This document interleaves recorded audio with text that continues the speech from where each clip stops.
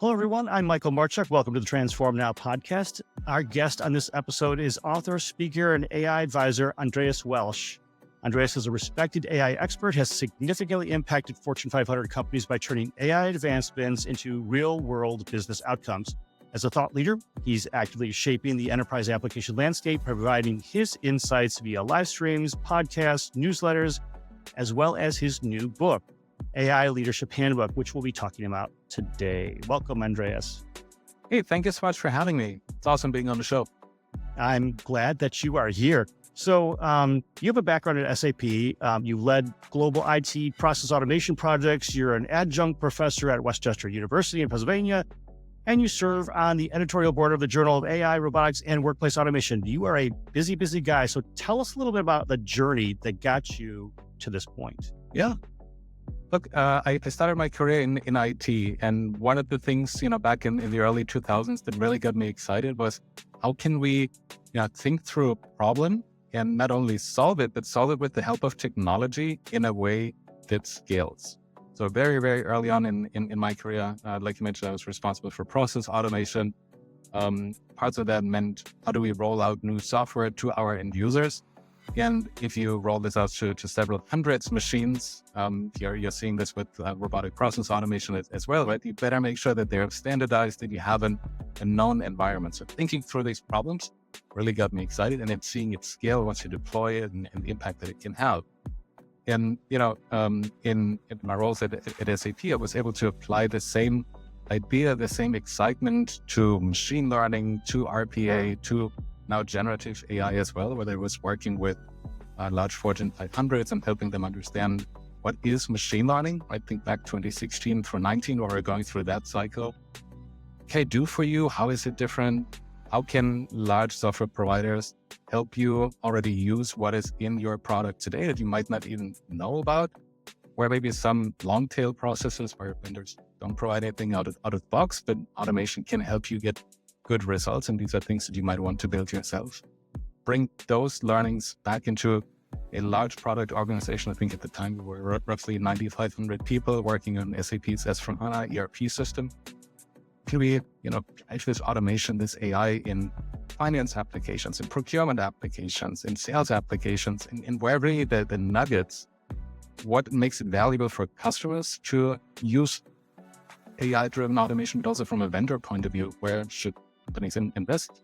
And then lastly, I got to apply that as the global head of product marketing for AI at SAP, putting this into a consistent message for the outside world, for SAP's customers to help understand, what is even there, what can you use, and how can you find out about all of this. So really, really excited. And like I said, I just published the AI Leadership Handbook earlier this week, where I summarize not only my learnings, but like you mentioned, I had more than 60 people on the What's the Buzz live stream and podcast.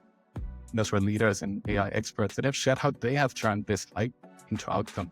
If you want to learn about it, make sure to pick up the AI Leadership. Absolutely. There you go. So writing a book is challenging, especially when you're trying to do a bunch of other things. So what inspired you to write this book, and why now? What were the takeaways as you're hoping to get out to the public? So one of the things that I've personally experienced, but what I also see as a common pattern when I talk to leaders in the industry is, everybody tells me AI is important. I need to do something. And, people cannot wait for us to come up with ideas to show something that's exciting and just, helping get your users excited, happier employees, fewer clicks. It's all nice and fair. But, the next question is, how can we actually find something that is useful? How can we measure its impact before we even start, before we ask for data, before we build a model, before we chase everybody else? And I see leaders fall into the same trap that they fell into with machine learning, where, they were chasing that shiny object, and that usually led to some money pits because it didn't deliver the outcomes they were hoping for, because they didn't do the proper analysis up front. They didn't prioritize, how do I, look at these scenarios, what's valuable, what's feasible, how do I put them through an innovation funnel to have a portfolio of things that I'm working on, that maybe my center of excellence is working on. And again, I'm seeing these patterns again and again, now with generative AI as well, I think especially right in this moment where there is a good awareness already of generative AI. What can I do with it? Hey, I have it available at my fingertips wherever I am, as long as I have an internet connection. I can use ChatGPT, I can use Cloud, I can use Midjourney, whatever it may be. So people have had a chance to experiment with it. But now the question is, the rubber meets the road. What can I really do with it beyond, writing poems and recipes and funny pictures of baby elephants that look like owls or something. So making it tangible. That's why I think it's the right and the right point in time to think about and prepare for how do we lead this in business. And again, last point, it's not about technology. It's not just about technology. It's about people. It's about change. How do you bring them along? That's why I wanted to, summarize that in the AI Leadership Handbook. So it's easy to read, to pick up those things and be successful with your initiatives. That makes a lot of sense. And we've seen that through a bunch of different customers we talked to as well. When you start looking at AI specifically and the fact that you're mentioning looking at the models, looking at the applications before you get started, so you actually know to get some kind of direction. We look at this strategic concepts of thinking first and then trying to apply the right tools into that. That can be different across different functional areas because, as you mentioned earlier, it may be very easy to find use cases that fall into the category of I can help my marketing team create copy very quickly now. But how do the sales guys work on this? I use using guys as a generic term, so please don't send me hate mail. Or how about the operations teams, the finance groups? How do they safely use AI? So when you start looking at that, what kind of strategies can be implemented to ensure that you're doing this in a seamless way to integrate AI into your daily workflows? So my number one recommendation there is really start with the business goals and business objectives, or even, for your unit or for the team that you're a part of. What is it that you're trying to accomplish? What you want or what you need to accomplish this year, this quarter, this month? To me, that's the best guiding light of where you should focus. Now, you can approach it from two angles, and I strongly believe that you should. One is educating and enabling your leadership team. Here is AI as a means of doing things better, faster, cheaper than we have been able to do that before. And, here are some of the considerations, maybe also some of the limitations of this technology. Where do we believe as a leadership team there are opportunities to drive our business forward, to increase our top line, to optimize our bottom line? And ask those same questions also to your team members that are going through these processes, these business operations on a daily basis, because they know very, very well where the issues are. If you're the person matching incoming payments to open invoices and, your automation fails or it only works half the time, you probably have a good use case for it. So, if you're in a leadership role, if you work on data, AI, listen to the people that are working on this process day in, day out, because they can tell you where the issues are. And if you put these two together, high-level leadership, stakeholder priorities, and the opportunities in the business, there's a very, very good chance that you come out with something that does drive measurable business. Yeah, that does make a lot of sense to me as well. The education component part of it is something I want to kind of focus on for a moment. Because we've all seen articles literally everywhere about generative AI and how amazing and transformative it is. And executives may be picking up on these things either with inflated expectations or potentially even inflated fears because of the article they read. Generative AI is going to decimate this industry because it'll do X, Y, and Z. When in fact, there's a whole lot more to it than that. But the article gives just that little bit of nugget, and what the executive remembers causes them either to be very afraid or super excited, super pumped. This is going to change everything. Obviously, the education part of it is going to help temper some of that. Now, as an adjunct professor coming from the other perspective, as you talk to some of the students within the programs you're working in, how are you helping them to both see the exciting things about generative AI, but also see the reality of where it's at right now and where it could be applied best? From my perspective, working with students and comparing this between even the fall semester of this year and the spring semester with the fall semester, I already seen increased use and awareness of AI. I actually have 2 modules that I dedicate to AI and specifically generative AI to go into a hands-on lab experience and exercise, because I believe education has a responsibility to prepare students for, the practical life in business.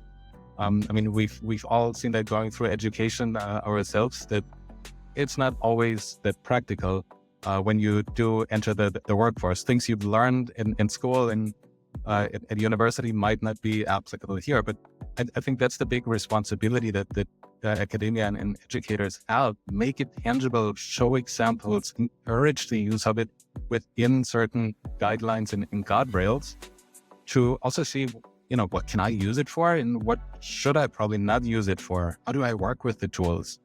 Right? And I think there, especially things like critical thinking is immensely important. So at the university, at Westchester University, Pennsylvania, the team ran a teaching circle over the summer where different professors were able to join and come up with ideas of how they wanted to incorporate generative AI in the classroom. So many professors from communications, English departments were there, and hey, I want to use this for creative writing. I want to teach my students that, yes, this can be a tool that helps you accomplish things faster, but you also need to check that, by the way, the sources that it tells you, they might not even exist. So don't take it at face value, that everything that it spits out is actually true. So I think in that sense, whether it is students or business professionals, there's an entire paradigm shift in how users interact with software. I mean, think back just 3 years ago, before ChatGPT, and the vendor saying, by the way, this output that we're generating here, the recommendations we give you, they might be right, they might be wrong, but you need to check it. Kind of unheard of. Now it's accepted. So how does it change the dynamic, how we interact with software? What do we need to be aware of? That's a really, really key piece. First of all, in academia and education, preparing students, but then also when we are in a business environment. Yeah, that makes sense. So, the education that you have to do yourself obviously takes even more time than taking it to absorb and then regurgitate back to students at one level, but also at executives at a different level, because they have slightly different perspectives on how they're absorbing that kind of information. So you've been named a LinkedIn top voice, Thinkers 360 top thought leader in AI. How are you ensuring that your voice and the research that you're doing is driving a positive change in the broader AI community? For me, that comes back to responsibility. I personally believe I have a responsibility to provide actionable, practical, realistic advice based on what I am seeing, right? It's certainly still up on the recipient to decide what they do with the information and how open they are to considering it.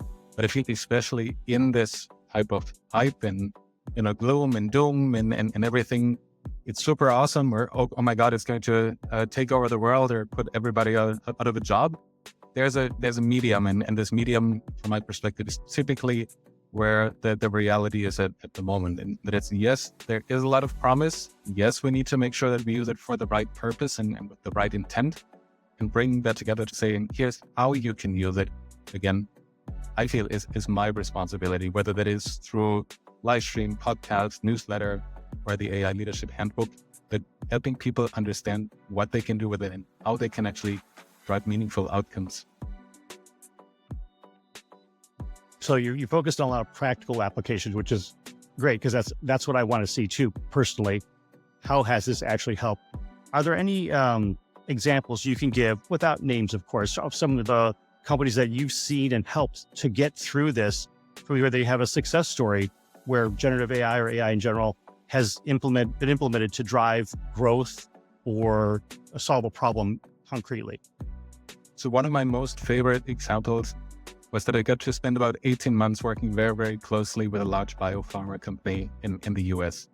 And that really started with helping the leadership team understand what is machine learning, again, back 2017, 18, to what can we do with it in finance? What can we do in our accounts reconciliation process? How can we use this for a task called cash application, matching payments to open invoices, where you have roles today, if you have some automation, but maybe, you add more customers, maybe some bank information changes, maybe you add more products, and all of a sudden the roles don't work anymore.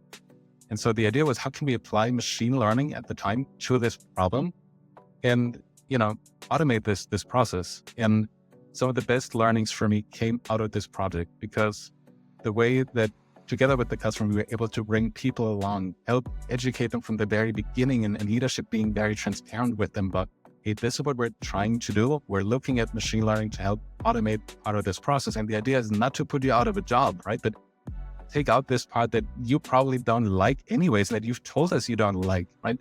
Looking at these, did the payment come and what invoices does it relate to? But we believe that we can help you get to a point where you only look at the exceptions. So instead of maybe 100 transactions, you only look at 10 today. So that means that you have more time to follow up with the people, with your customers, and ask, hey, I see you paid us late, or you short paid us, is everything all right? Right? And really foster more that personal connection. Also in that project, another key learning for me and for us was the type of information that you show to end users. Right? That's, again, valuable now as well with generative AI. Like then it was, we give you a prediction, we're 90% confident that these payments belong to that invoice. Well, 90% actually turned out to be really, really bad. It started getting really, really good at 97, 98, 99%. But, your cash collectors, they didn't know. They thought, hey, 90%, that's awesome. I can trust that thing, check mark. So, we pivoted and changed our approach to a different scale. It ended up being check marks or stars. 3 was, you should check this. 4 was getting better. 5 was, yep, we're really, really confident that this is accurate information. So how do you communicate with end users? How do you get that across? I think is another key piece. And again, like I mentioned with generative AI, these results might contain information that do not represent our values. And it goes in that direction as well. So how do you communicate with your end users about the results that they're seeing? Only getting more and more. Absolutely. That transition too is leading towards more advances, as there are nearly every day. Thinking along the lines of, say, agentic AI, where you're having AI agents who are performing some of these tasks, and then potentially having other agents that are checking the work or reviewing it or supervising those. This is what we're seeing now. As you start looking ahead especially with agentic AI, what are you seeing or what are you thinking about in terms of this emerging field, emerging concept? So it's one of the things that really gets me excited. About 10 years ago, I was pursuing a PhD, and in my proposal, I said, I want to focus on multi-agent systems. Back then, for example, we were developing a narrative for our CTO at the time, where there were agents in a business soon to be that could help you automate tasks based on a goal. Like find the best supplier for this product, or we have a delivery delay. What suppliers should I source from? Same quality, same price, maybe a little bit of a wiggle room to go higher on the price if we can get it faster. These kind of things to make more decisions. And just seeing that this is now becoming more real is super exciting on one hand, right? On the other hand, if you look at that, it's taken 10 years from that vision to get to a point where people have built frameworks, or at Microsoft AutoGen.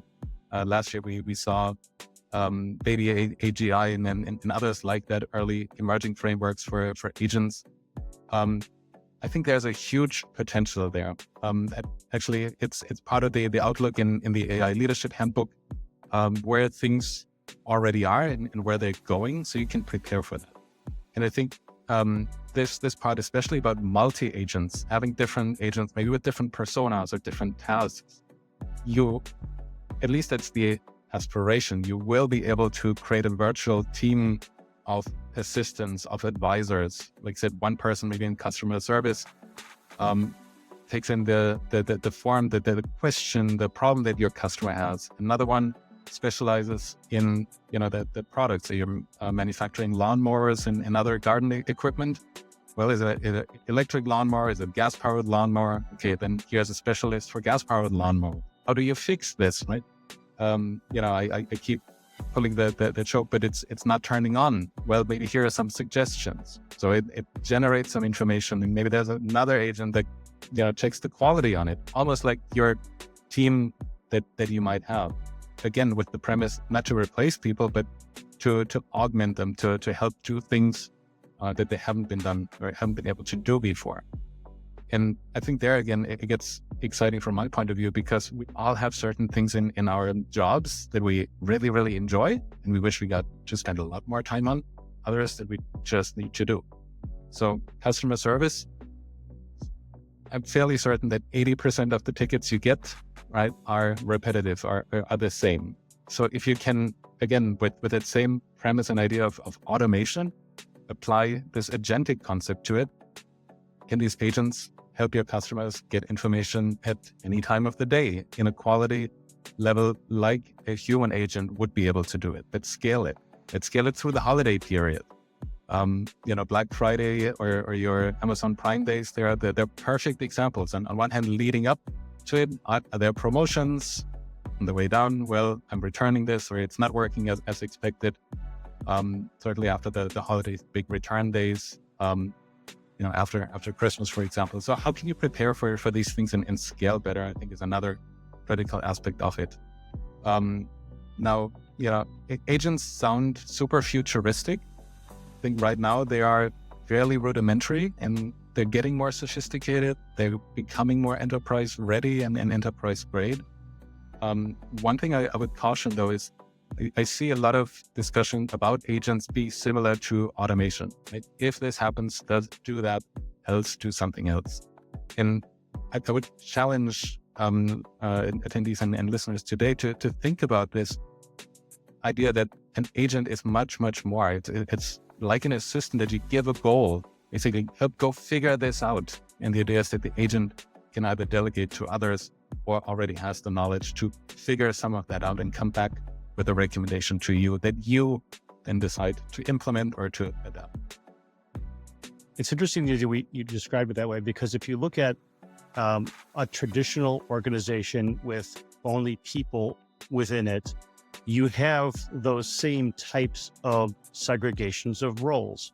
One person is an expert on something, another person is an expert on something else. There are management teams over those things. There are people who check or validate. So all of the concepts shouldn't be too far-fetched for someone in any organization to kind of make a parallel between people who do this work and agents who do this work. I think the challenge may be, and maybe you can talk a little bit about this, is how do I prepare an organization who is really good with HR to now get a AR agent resource mixed in with that effectively? I think that's a really great question. So I'm actually developing 2 courses for LinkedIn Learning on this topic of how leaders can prepare their organizations for this agentic future. And I think there it's really about helping your team members get accustomed to work with a coworker that's not a human person, but that's an agent. So, similarly to work with our coworkers, we know that they have certain skill sets, that they have a focus area. Certain topics are their strong suit, others maybe not, right? If you're in marketing, product marketers can describe the value proposition of your product really, really well. They understand the go-to-market motions, maybe commercialization, but you probably better not ask them about your corporate income tax and doing that, right? There are other specialists for doing. So in a similar way, I think both software providers as well as the IT, data, AI departments that are going to operate these agents need to create a level of transparency towards the end user to say, this is what this functionality, what this agent will do, or what this team of agents will be able to help you with. And here are things that it's not suited. So again, managing expectations. I think the second one, if you want to draw that parallel to humans and human resources, there's also this part of training and upskilling, if you will. For agents, this training and upskilling, in my opinion, looks like data, accurate data, current data, fresh data, complete data, because otherwise your customer support agent, AI agent, is going to respond with an outdated information about last year's version, about a different model of your lawnmower or your gardening equipment. This is what you don't want to have happen. Same like you don't want to have that happen with a human agent on the phone or on the chat. So how do you keep evolving them? How do you make sure that they're current, that people understand what they're capable of? I believe those will be critical capabilities to communicate to business users in the future. So that sounds like it's a emerging kind of market for folks within an organization, because it isn't really IT and it really isn't training. It's somewhere in between there, a kind of hybrid mix of a skill set to be able to effectively train these agents to be able to form the roles that we're expecting them to. But as you mentioned too, not just train them for today, but also to help improve their skills over time. This is an ongoing type of thing. It's not a one and done. I certainly believe so. I think you're spot on there. And I believe that it's the role of a chief AI officer that we're seeing emerging now even more. Somebody that spearheads this concept of AI across the entire company, across all the business functions, to also drive that awareness and drive that enablement, get the first proof points, to help mature the organization, whether it's business functions, learning about these concepts and starting to adopt them, but then also on a technology side, making sure you make the right decisions and go with vendors that do provide enterprise-grade solutions that are easy to manage, easy to maintain, where there are constant updates, where there is an evolution in software and capabilities. So really bridging business and technology and bringing that together. So key, in my opinion, is that AI leadership role. Again, to your point, by the way, that can have many different names. Chief AI Officer seems to be the hottest one these days. Even the US federal government has stated that they're going to hire 400 chief AI officers across all parts of government to spearhead that. And we've seen that previously as well with chief X officers, data officer, data analytics officer, where there has to be a center of gravity and a focal point. So whatever that means in your business, there should be one AI leader that can help orchestrate and lead this really also from the top. All right, so let's end on this one, which is, I think that's a great idea. I would love to become a chief AI officer. What kind of skills or training would I need to be able to get to that point? So from my research, right, there's no one career path, which makes this super awesome and provides lots of opportunities. Everybody has a professional background or is starting to acquire skills if you're early in your career. The matter and the question is, how can you apply what you know in either a business context if you're more technology focused, or how can you add this technology component to your HR experience, to your finance experience? What would it mean if we were able to add AI, increased automation, agentic AI to our work? And, there's a really important part in this that I can't emphasize enough, and that is understanding the business priorities, the strategy, because only then can you match and map your AI strategy to your business strategy. AI needs to support your business. So to me, it starts with that realization. It doesn't matter so much what your specific background is. If you come from IT, if you have a data background, maybe a data science background, or like I said, a business function background. That's the beauty of it, right? It's AI plus something else. Right. Well, thank you. I appreciate that. And what's the name of that book again? Sure. So the name is AI Leadership Handbook. It's available on Amazon as a paperback and as an ebook. I would highly encourage you to check that out, because you can learn how you can turn technology hype into business outcomes. And there's no better time to learn about it than now, when your leadership starts asking you, how do we make AI happen and useful in our business? I appreciate that. And I will leave a link in the show notes for everyone so they can get a copy on their own then. So Andreas, thank you so much for joining us today. We really appreciate your insights and the fact that you've documented this so others can follow in your path. Perfect. Thank you so much for the opportunity.